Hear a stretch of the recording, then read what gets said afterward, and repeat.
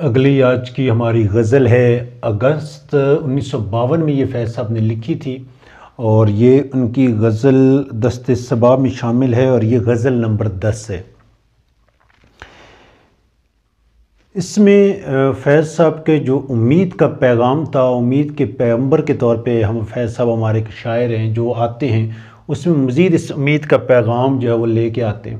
کہتے ہیں روشن کہیں بہار کے امکان ہوئے تو ہیں، گلشن میں چاک چند گریباں ہوئے تو ہیں۔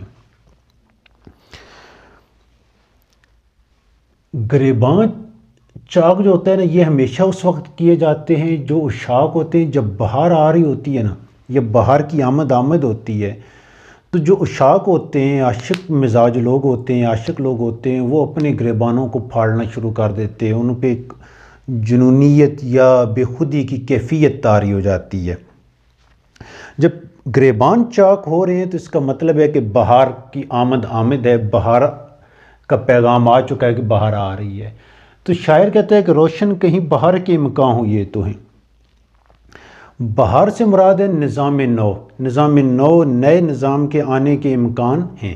امکان حقیقت نہیں ہوتا، لیکن ایک امید ہے، اثرات ہیں کہ آنے والا ہے، اور اس کی آنے کی جو نیا نظام ہے بہار کی صورت میں شاعر کہہ رہا ہے، اس کے آنے کی وجہ کیا ہے، پیغام کیا ہے، نوید کیا ہے، نشانی کیا ہے، وہ یہ ہے کہ معاشرے میں چند جو ہے سرپھرے انقلابی لوگوں کے گریبان چاک ہوئے ہیں۔ یعنی گریبان چاک ہونا شعور اور آگاہی کی علامت ہے۔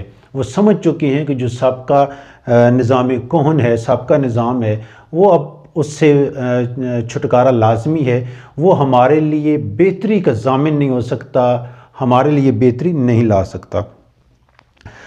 شاعر دوسرے میں یہ تسلیم کرتا ہے خزاں کا راج ہے، نظام کہن موجود ہے، لیکن کہیں کہیں گوش راہ چمن میں غزل خاں ہوئی ہے۔ یہ جو غزل خاں ہے نا راہ چمن میں، راہ چمن سے مراد ہے وہ جو تحریک کی راستہ ہے، جو اس جدوجہد کا راستہ ہے، اس کا۔ غزل خاں سے مراد ہے یہ چاک چند گریباں کو آپ بیان کر سکتے ہیں۔ غزل خاں یعنی اس قافلے میں مزید لوگ شامل ہوئے ہیں، اور وہ آزادی کے لیے، نئے نظام کے لیے سربکف ہوئے، آواز اٹھائی اور اس شعور اور آگاہی کو پیغام کو سمجھا ہے۔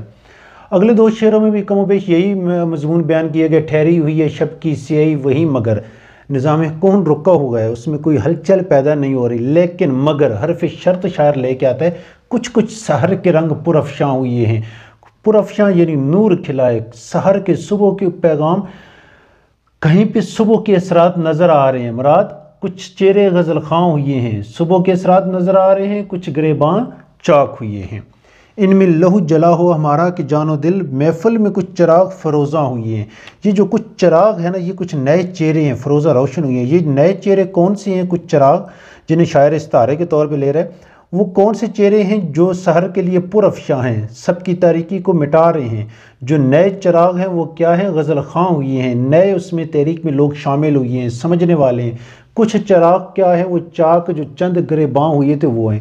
مراد ان چاروں شعروں میں پہلی ترکیب شاعر نے جو بات کی ہے نا، پہلے شعر میں مطلب ہے چاک چند گریباں، دوسرے میں غزل خاں، راہ چمن میں غزل خاں، اور اس میں کچھ سحر کے رنگ جو ہیں پرافشاں، سحر کے رنگوں کا جو ذکر ہے، اور کچھ چراغ جو فروزہ ہوئی ہیں۔ یہ ایک ہی ہے مراد کہ یہ جو میری انقلابی تحریک تھی، جو نظام نو کی تشکیل کے لیے، ایک نئے نظام کی راہ کی ہمواری کے لیے جو ہم نے تحریک چلائی تھی، اس تحریک میں کیا ہے کہ نئے چہرے شامل ہوئے ہیں، شعور اور آگاہی آئی ہے، لوگوں تک پیغام گیا ہے، اور لوگ اس تحریک کا حصہ بن رہے ہیں۔ اسی غزل کے باقی جو 3 شعر ہیں، ہاں کج کرو کلا کہ سب کچھ لٹا کے ہم اب بے نیاز گردش دوراں ہوئے تو ہیں۔ کج کرو کلا کہ یعنی جس کی کوئی فکر نہ ہو اب۔ خواجہ حیدر علی آتش کا شعر ہے نا کہ تبل و علم ہی پاس، تبل و علم ہی ہے پاس اپنے، نہ ملک و مال ہم سے خلاف ہو کے کرے گا زمانہ کیا۔ یہ جو گردش دوراں ہے، یہ تقدیر کی گردش ہے کہ کہیں پہ یہ آپ کے لیے کامیابی لاتی ہے، محرومی لاتی ہے، ناکامی لاتی ہے، کہیں پہ امید ہے، کہیں پہ مایوسی ہے۔ یہ جو رات دن کا الٹ پھیر ہے نا زندگی کا، یہ چکی چل رہی ہے جو تقدیر کی، اس میں کہیں پہ آپ کو کامیابیاں مل رہی ہیں، کہیں پہ ناکامیاں۔ شاعر کہتا ہے کہ ہم اس سٹیج پہ آ چکے ہیں کہ جہاں پہ کامیابیوں اور ناکامیوں اور اس چیز سے ہم بے نیاز ہو چکے ہیں۔ اہل قفس کی صبح چمن میں کھلے گی آنکھ، باد صبا سے وعدہ و پیما ہوئے تو ہیں۔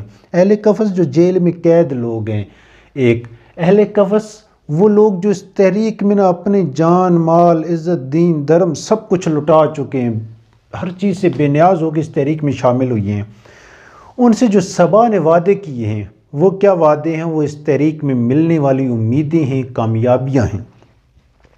ہے دشت اب بھی دشت مگر خون پاس فیض، سیراب چند خار مغیلاں ہوئے تو ہیں۔ خار مغیلاں کیکر کے جو کانٹے ہوتے ہیں، شاعر کہتے ہیں شب کی سیاہی وہیں پہ قائم ہے، دشت اب بھی دشت ہے، جنگل اب بھی جنگل ہے، بیابان اب بھی بیابان ہے۔ جو ظلم کی سیاہ رات ہے وہ اب بھی قائم ہے، جو نظام کہن ہے وہ اب بھی قائم ہے، لیکن کچھ امید کی کرن نظر آئی ہے، سیراب چند خار مغیلاں ہوئے تو ہیں۔ شاعر مان رہا ہے اس چیز کو، اس حقیقت کو تسلیم کر رہا ہے کہ ظلم کی رات سیاہ تر ہے، ظلم کی رات طویل تر ہے، ظلم موجود ہے، خزاں کے ڈیرے ہیں، خزاں کا راج ہے، لیکن اس کے باوجود بھی شاعر کہتا ہے وہ جو کچھ گوشے راہ چمن میں غزل خواں ہوئے، جو چاک چند گریباں ہوئے، جو چراغ فروزاں ہوئے، سحر کے جو رنگ پر افشاں ہوئے، اس کی بنا پہ شاعر کہتا ہے کہ امید ہے کہ یہ رات جو ہے وہ ختم ہوگی اور سحر آئے گی۔